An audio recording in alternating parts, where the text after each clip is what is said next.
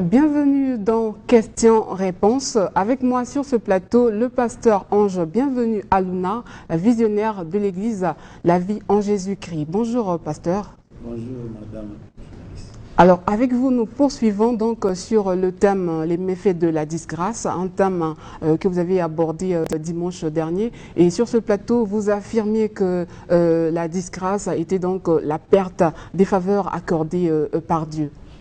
Justement, quand on parle de la disgrâce, on ne peut pas parler de la disgrâce sans aborder la grâce.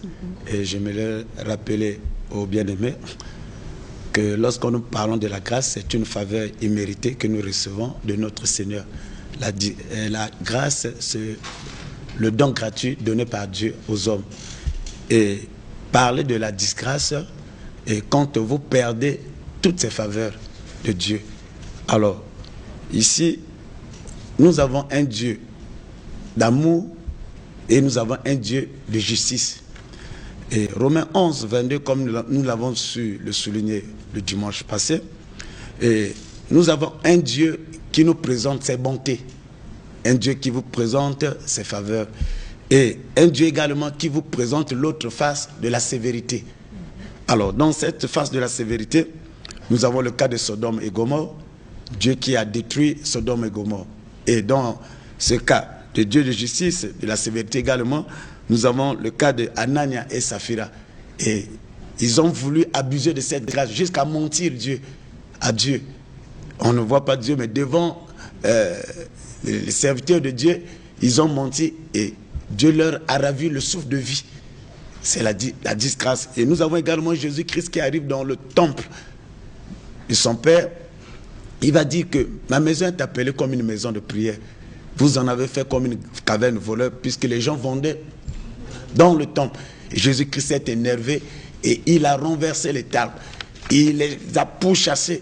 Et nous comprenons la face de ce Dieu, ce justice. Alors, nous avons dit également, nous sommes en train d'appuyer sur le livre d'Esther, chapitre 2, le premier verset jusqu'au 4e verset, où Esther, qui n'était pas connue de tous, et le roi qui représente le Seigneur va l'emmener dans la cour royale. Elle sera maintenant appelée reine. Or, nous avons dit que la grâce a des limites. Et Esther n'avait pas cette connaissance. Elle a désobéi au roi. Elle a désobéi au Seigneur. Du coup, la Bible dit que Esther était disgracée. C'est-à-dire, elle a perdu l'amour du roi et elle a perdu les faveurs du roi. Elle a perdu la confiance du roi et la protection, et elle a été disgracée, renvoyée. Alors, elle s'est retrouvée, son règne avait pris fin. Alors excusez-moi madame, alors maintenant c'est le livre d'Apocalypse 2, 5 qui nous demande, nous devons nous repentir pour remédier à la grâce. Et si nous ne nous repentons pas, pour sortir de la disgrâce, on doit se repentir. Oui, pour sortir de la disgrâce, nous sommes appelés à nous repentir. Donc s'il n'y a pas de repentance sincère, alors qu'est-ce qui va se passer? Apocalypse 2,5, Dieu dit que souviens-toi d'où tu es tombé, repens-toi et pratique tes premières œuvres. Sinon je viendrai à toi et j'ôterai ton chandelier de sa place, à moins que tu puisses te répandre.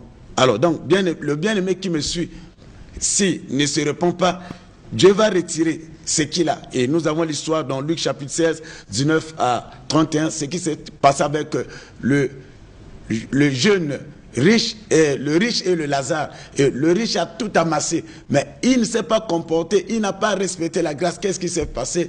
Dieu lui a retiré et cette faveur, et quand il est mort, il est allé dans le séjour de mort. Maintenant, pour un chrétien qui me suit et qui ne se repent pas, et qui continue à faire de cette grâce sa java, qui continue d'abuser de cette grâce, qu'est-ce qui va se passer? Il va perdre son salut. Alors, le salut, c'est la vie éternelle qui reçoit une âme donnée. Et quand vous perdez le salut, alors le salut est pour nous comme un visa qui va nous faire permettre de participer à l'enlèvement de l'Église. Alors, si on perd le salut, alors du coup, on ne serait pas enlevé. Alors, nous allons nous attarder un tout petit peu sur l'enlèvement que vous venez d'évoquer, l'enlèvement de l'Église. Qu'est-ce qu'on doit retenir concrètement? C'est quoi l'enlèvement? Merci beaucoup. Quand on parle de l'enlèvement de l'Église, le verbe enlever employé ici vient du mot grec qui veut dire harpazo. Et harpazo, c'est une action accomplie par une puissance qui est surnaturelle. Et quand on parle du surnaturel, c'est quelque chose qui n'obéit pas aux lois naturelles. Alors, je disais qu'une puissance surnaturelle, enlever, ça veut dire c'est faire disparaître. Et enlever, c'est porter vers le haut. Et quand on parle d'enlever, c'est prendre de force ou arracher. Et moi et ma sœur, et avec le journaliste, nous sommes en train de nous entretenir. Et quand on parle de l'enlèvement, c'est soit la sœur qui sera enlevée de force et moi je reste. Et quand on parle de l'enlèvement, c'est aussi la promesse que notre Seigneur Jésus-Christ a donnée à l'Église. Quelle est cette promesse? Nous sommes dans Jean 4, chapitre 14, le 3e verset. Il dit, lorsque je m'en serai allé, et j'aurai vous préparé une place, je reviendrai et je vous prendrai avec moi, afin que là où je suis, vous y soyez aussi. Donc le Seigneur a fait la promesse, a donné la promesse à l'Église. Quand je parle de l'Église, moi je suis une Église, vous êtes une Église vivante, vous êtes chrétienne bien sûr. Alors, maintenant, le Seigneur est allé, après sa mort, il était ressuscité et il était enlevé.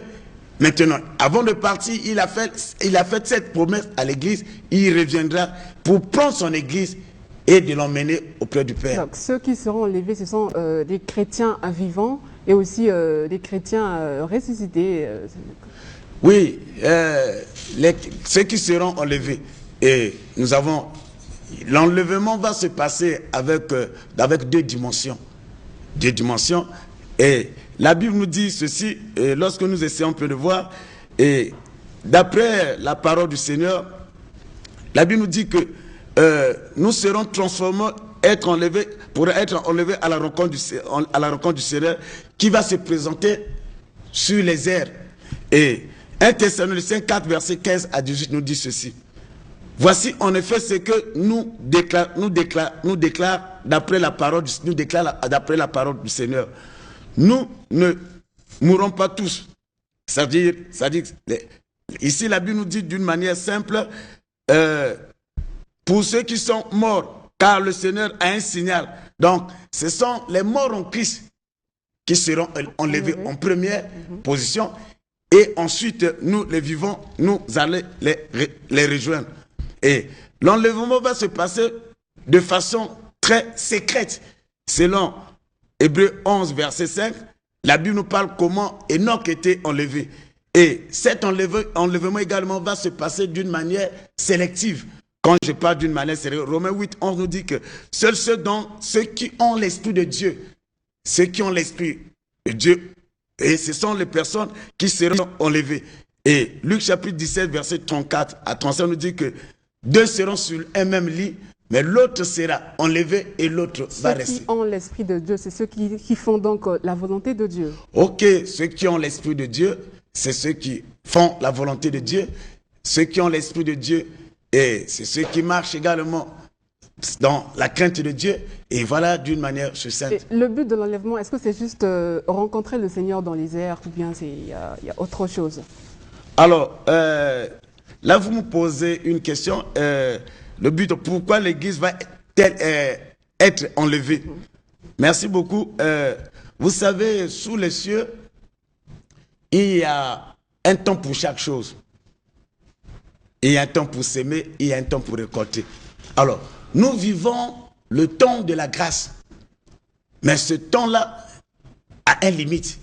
Donc, l'Église sera enlevée pour que le temps de la grâce puisse prendre fin. Et le temps de la grâce puisse prendre fin, et ça va prendre fin avec l'enlèvement du Seigneur. Et l'Église sera enlevée selon la parole de Dieu. C'est pourquoi l'Église sera enlevée? C'est pour faire éloigner l'Église de la colère ardente du Seigneur. Parce que le Seigneur viendra et il va avoir un grand jugement. l'ennemi, le diable sera jugé. Et mais comme il sera pasteur, il va voir ses acolytes, il va voir les gens qui l'ont suivi, mais ça serait la colère de Dieu qui va s'enflammer sur l'ennemi, le diable.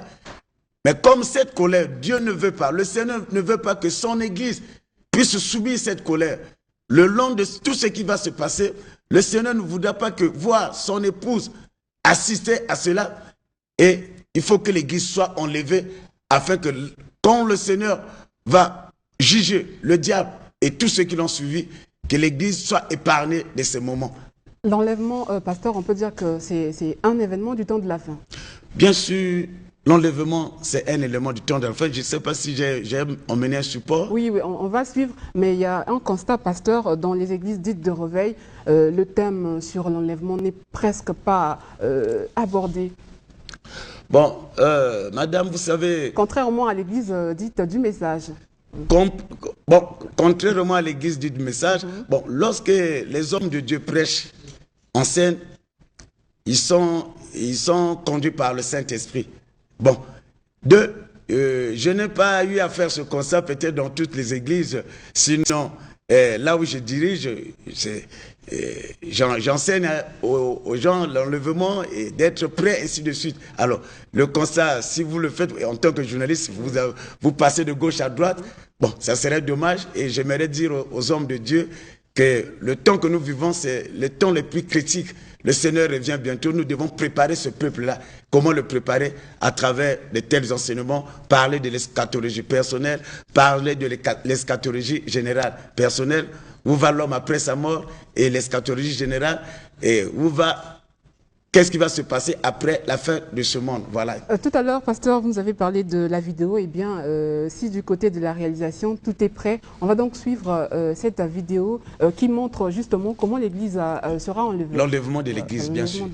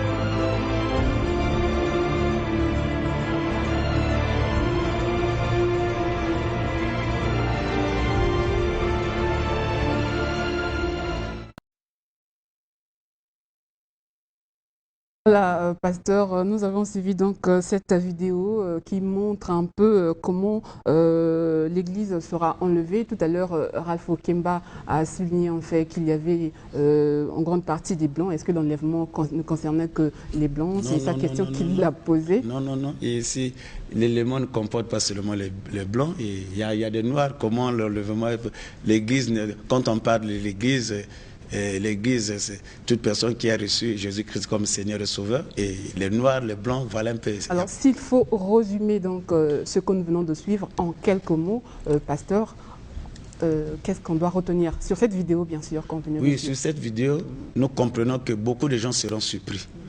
Et si le Seigneur tarde à venir, il ne veut pas que ça se passe ainsi. Et il veut nous accorder, il nous accorde encore cette grâce de nous repentir parce que les signes sont déjà là. Les signes, quand on parlait des signes, c'est quoi exactement? Quand on parle de signes, nous avons des guerres de gauche à droite et pour ne pas aller loin avec cette pandémie, ce que nous sommes en train de vivre, ça c'est la colère de Dieu qui se manifeste, ça fait partie des signes. Donc nous devons nous repentir, nous devons revenir à Dieu. Ce sont les signes que bientôt le Seigneur va nous surprendre. Et s'il y a un petit rallonge, c'est pour nous demander de repentir, de venir totalement à lui. Vous avez parlé tout à l'heure de bientôt, ça veut dire qu'il n'y a pas de date exacte, c'est à n'importe quel moment l'enlèvement peut... Oui, la Bible dit que même le Fils de l'homme ne connaît pas ce jour et l'heure. Donc, pour que nous ne soyons pas surpris, nous devons être prêts. Voilà d'une manière ce que je peux dire. Pour être prêt, il faut se repentir. Oui, pour être prêt, il faut se repentir de marcher dans la crainte de Dieu. Parce que, comme nous avons dû souligner, la grâce que le Seigneur nous a accordée, écoute, elle a des limites. Et que ça ne veut pas dire que nous devons faire de cette grâce tout ce que nous voulons faire. Mais la grâce, nous marchons avec la grâce, nous devons obéir à Dieu et nous devons... il doit nous accompagner dans tout ce que nous entreprenons. Merci beaucoup, pasteur Ange. Bienvenue à Luna. Que doivent faire toutes ces personnes qui voudraient poursuivre les échanges avec vous? Oui, je suis au 00242 06 663 71 52 00242 06 663 71 52 et les gens peuvent cliquer l'église La Vie en Jésus-Christ en Facebook ou YouTube et ils auront c'est une façon d'être en contact avec nous. Merci beaucoup, pasteur Ange. Bienvenue à Luna. Merci à vous également, chers téléspectateurs. La deuxième partie de questions-réponses, c'est tout de suite avec Thomas Serge Kivwele qui reçoit l'apôtre Phila Sainte.